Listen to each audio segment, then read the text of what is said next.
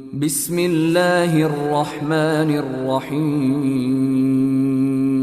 حضرت سفیان ثوری رحمت الله علیه، یو سفیان ابن عیینه رحمت الله علیه دی لوی محدث، او یو سفیان ثوری رحمت الله علیه دی دام لوی محدث و ولی الله دی.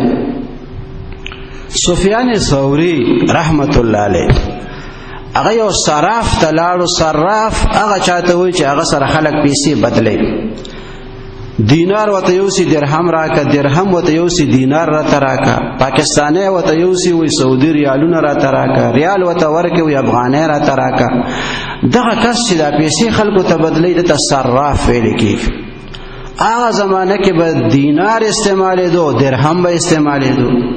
دینار به د سرو زرو روپے ته وي او درهم به د سپینو زرو روپے و.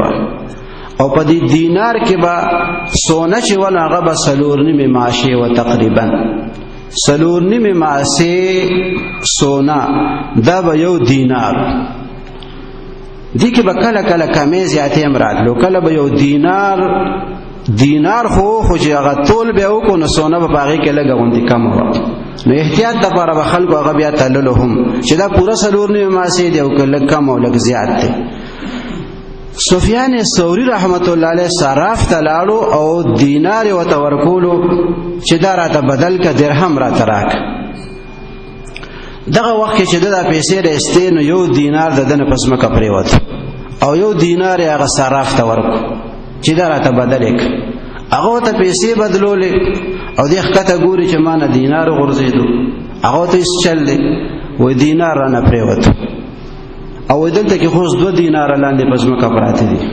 اوس نه پوهېږم چې زماغه دینار کم یو دی، یو دینار د مخکې نه پزماکه باندې پروت او سفیان ثوری صاحب مې ایمانه یو دینار پریوت. هغه دکاندار ته وی لاندې پزماکه 2 دینار پراته دي او زمانه یو غورځېدو. اوس نه پوهېږم چې زما پکې کم یو دی.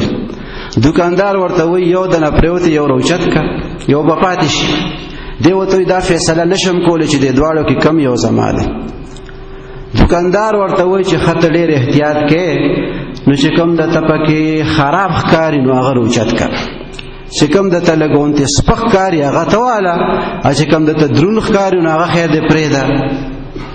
سفیان ثوری صاحب ورته وای چې نه داسې نشم کولی، ځکه چې زما کم دې ز هغه روچت نه کما د بل هغه روچت کم نو هغه کم دی او هغه زیات دی، خدا د بل شی مخبل لاس کې واغشتو